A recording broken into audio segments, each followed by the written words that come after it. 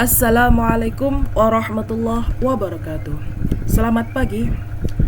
Berjumpa kita pada pelajaran kali ini, yaitu dalam mata pelajaran IPA. Materi yang akan kita bahas kali ini adalah zat aditif dan zat adiktif. Baik, langsung saja kita masuk ke pembahasan yang pertama. Yang pertama yang kita bahas di sini adalah zat aditif. Zat aditif yang paling umum dikenal oleh masyarakat adalah garam, gula, cuka, dan rempah-rempah, atau yang biasa kita kenal dengan sebutan bumbu dapur. Dari jenisnya, sebenarnya zat aditif itu terbagi menjadi dua macam, yaitu zat aditif alami dan zat aditif buatan, atau yang namanya sintetis. Mengapa sampai pada zat aditif buatan? Karena adanya perkembangan industri dan permintaan manusia tidak dapat terpenuhi karena zat aditif alami membutuhkan waktu yang cukup lama untuk memprosesnya. Selain itu, zat alami belum tentu bisa didapatkan di semua tempat. Yuk kita lihat zat aditif apa saja yang sering kita temui.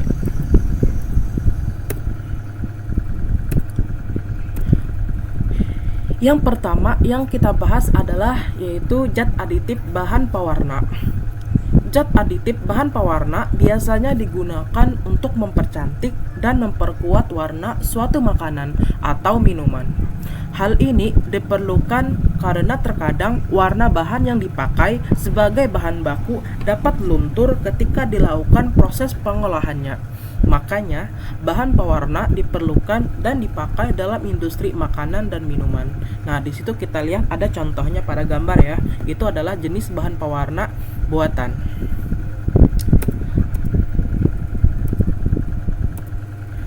Selanjutnya yaitu kita bahas adalah bahan pewarna alami. Bahan pewarna alami biasanya didapatkan dari penggunaan bahan-bahan alami. Misalnya, warna kuning dari kunyit, hijau dari daun suji, atau merah dari buah naga. Penggunaan bahan alami ini tidak berbahaya bagi manusia, tetapi warna yang dihasilkan biasanya tidak terlalu cerah atau bahkan cepat pudar. Karena industri sering menggunakan warna sintetis yang lebih kuat dan tahan lama dalam memberikan warna. Akan tetapi, jika dikonsumsi terlalu banyak, warna sintetis ini dapat menimbulkan penyakit pada manusia. Contohnya bahan pewarna sintetis misalnya kuning FCFC atau hijau FCFCF.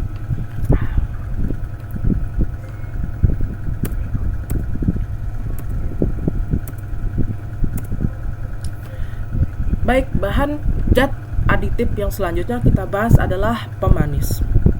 Sudah jelas bahan ini digunakan untuk memberikan rasa manis kepada makanan atau minuman. Nah, yang termasuk pemanis alami contohnya gula tebu, gula aren, atau gula merah. Atau juga namanya gula kelapa.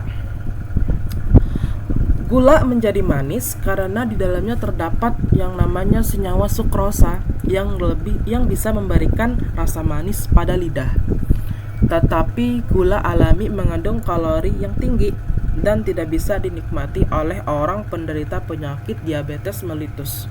Sehingga diciptakan gula sintetis yang rendah kalori dan dapat dinikmati oleh penderita diabetes, misalnya aspartam, sakarin, atau siklamat. Nah, di situ ya kita lihat adalah contoh gula dari jenis sintetis atau gula buatan jenis sakarin. Nah, di situ ada pada gambar, kita lihat pada layar ini. Ya, next.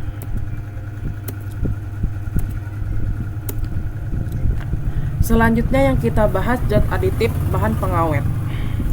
Pengawetan tujuannya adalah untuk memperpanjang kondisi penyimpanan makanan. Hal ini disebabkan karena tidak mungkin suatu makanan tidak mengalami proses pembusukan. Pembusukan tersebut bisa terjadi karena berbagai macam hal, misalnya bakteri dan jamur, serangan tikus, atau karena zat di produk itu sendiri, misalnya pembusukan yang terjadi pada buah dan sayur. Pengawetan alami yang sederhana adalah pembungkusan bahan mentah dengan bumbu yang tebal, seperti rendang misalnya. Rendang dapat bertahan hingga kurang lebih sekitar 3 bulan. Yang penting dipanaskan setiap hari. Nah, di situ kita lihat contoh rendangnya ya. Enak kayaknya deh. Oke, lanjut kita ke berikutnya. Nah, di sini kita lihat ya, yaitu adalah jenis-jenis bahan pengawet sintetis yang diizinkan oleh pemerintah atau yang namanya bisa disebut BPOM atau Badan Pengawasan Obat dan Makanan. Nah, di situ ada beberapa daftar ya, kurang lebih sekitar 26 daftar bahan sintetis yang diizinkan oleh pemerintah atau Badan BPOM. Nah, di situ contohnya salah satunya ada namanya jam asam benzoat, ada kalsium benzoat, ada asam propinat, ada kalsium tripionat. Nah, di situ adalah semua nama bahan-bahan kimia atau bahan sintetis yang diizinkan pada zat aditif yang diizinkan oleh pemerintah. Oke, selanjutnya. Nah, selanjutnya kita bahas adalah penyedap rasa. Bahan ini digunakan untuk memberikan rasa yang berbeda kepada suatu makanan. Misalnya rasa asin dari garam, asam dari perasan jeruk, kegurihan dari air rebusan kaldu ayam atau sapi.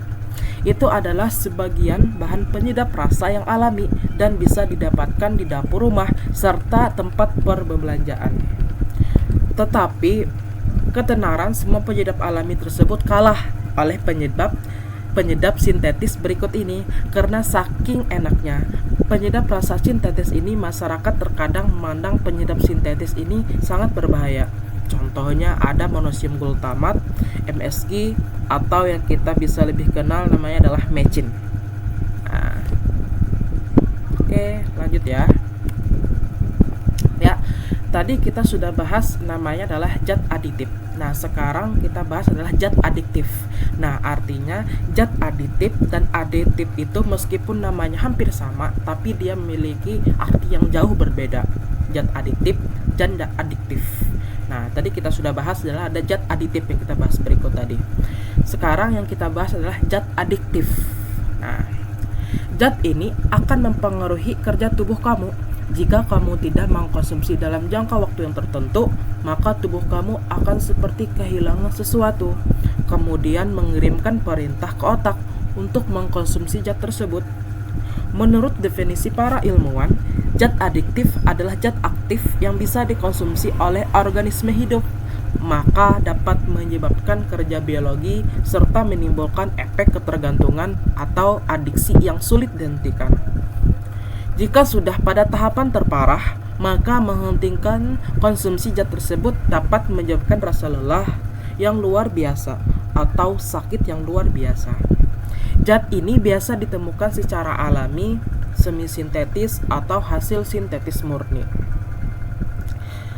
Para ilmuwan membagi zat ini menjadi 3 jenis, yaitu yang pertama zat adiktif bukan narkotika dan psikotropika. Terus ada namanya zat adiktif narkotika, terus ada namanya zat adiktif psikotropika. Lanjut kita bahas yang pertama adalah di sini. Nah, di sini yang kita bahas yang pertama adalah zat adiktif bukan narkotika dan psikotropika. Zat ini adalah zat adiktif yang menghasilkan suatu reaksi biologis pada tubuh, tetapi tidak menghilangkan kesadaran penggunanya. Misalnya, zat ini memengaruhi kerja tubuh seperti meningkatkan kewaspadaan, melemaskan otot, atau sebagai antidepresan ringan. Contohnya adalah kopi dan teh, yaitu adalah kopi dan teh produk yang termasuk dalam kategori ini karena adanya kafein yang terkandung di dalam kopi dan teh. Bahkan kopi memiliki kandungan kafein yang lebih tinggi, dapat membuat kamu terjaga dan berkonsentrasi dengan meningkatkan kewaspadaan pada otak. Terus ada juga yang namanya rokok. Nah, rokok itu juga termasuk dari bahan zat adiktif, bukan narkotika dan psikotropika. Artinya, ketika kita mengkonsumsi jenis ini, kita akan sejenisnya akan ketagihan gitu ya. Kita akan ketagihan untuk mengkonsumsinya. Contohnya rokok kan, artinya rokok itu ketika sekali kita mengkonsumsi, kita akan ketagihan. Tapi efeknya itu nggak parah seperti kita mengkonsumsi jenis narkotika atau psikotropika. Terus kita bahas berikutnya adalah zat adiktif jenis narkotika. Zat adiktif jenis narkotika adalah zat yang peredarannya dilarang di seluruh Indonesia dan tercantum pelanggarannya pada undang-undang. Artinya di sini pemerintah sangat melarang tegas penggunaan atau beredarnya jenis narkotika. Zat ini jika dikonsumsi dapat menyebabkan penurunan dan perubahan kesadaran, hilangnya rasa, menghilangkan atau mengurangi rasa nyeri, dan menimbulkan ketergantungan yang parah. Artinya ya, ketika kita mengkonsumsi zat ini itu kita akan seperti hilangnya kesadaran atau terasa kayak berbayang-bayang, istilahnya kita nggak sadar ya, otak kita itu nggak berfungsi secara sadar. Nah, bahkan ketika kita mengkonsumsi ini, kita itu dalam waktu tertentu pasti akan ketagihan akan mengkonsumsi ini lagi. Nah, bahkan istilahnya di sini ketika orang mengkonsumsi ini dia merasa kayak rasa nyerinya hilang, menimbulkan apa? Biasanya dalam kalangan ini tuh kalangan orang-orang tertentu ya untuk mengkonsumsi ini. Zat ini biasa didapatkan dalam bentuk alami dan bukan alami. Selain itu, bahan ini juga bisa disintetiskan menjadi bahan yang lebih kuat. Yang termasuk dalam golongan ini diantaranya adalah opium, kokain, dan heroin. Nah, di sini ada gambarnya ya, contoh dari jenis bahan zat aditif narkotika. Ada kokain, ada bubuk heroin, dan opium mentah. Nah, ya lanjut. Nah, zat aditif berikut yang kita bahas adalah psikotropika. Zat adiktif psikotropika adalah golongan zat yang masih termasuk ke dalam zat yang dilarang dalam undang-undang. Efek yang dihasilkan tidak terlalu berbeda dengan saudaranya yang masuk dalam zat adiktif narkotika. Tetapi zat psikotropika lebih memengaruhi sistem syaraf pusat dan merubah perilaku serta mental penggunanya. Artinya di sini lebih parah ya, dia istilahnya bisa menghilangkan syaraf kerja pusat kita, bahkan bisa parah itu buat orang menjadi gila, hilangnya kesadaran, otaknya nggak berfungsi sama sekali lagi, bahkan dia mentalnya berubah, orangnya suka marah-marah seperti apa jika dia mengkonsumsi ini terus-menerus. Dari semua zat adiktif, psikotropika biasanya mempunyai bentuk produk yang lucu dan menarik seperti permen, bahan berwarna, atau perangko bergambar lucu-lucu. Yang termasuk adalah golongan ini diantaranya adalah LSD, pil koplo, ekstasi, atau sabu-sabu. Nah, kita lihat contohnya. Nah, di sini contohnya ada jenis ekstasi, LSD, dan sabu-sabu ya. Bentuk itu kecil kayak permen, padahal itu tuh bahan yang sangat berbahaya. Nah, nanti jadinya kita harus hati-hati ya, jangan sampai kita mengonsumsi jenis ini. Kelihatannya menarik, tapi sekali kita mencoba, ini bisa sangat parah bagi tubuh kita. Ya, demikianlah penjelasan dari materi zat adiktif dan adiktif pada pertemuan kali ini. Kurang lebihnya saya mohon maaf jika banyak kesalahan. Saya akhiri, selamat pagi dan wassalamualaikum warahmatullahi wabarakatuh.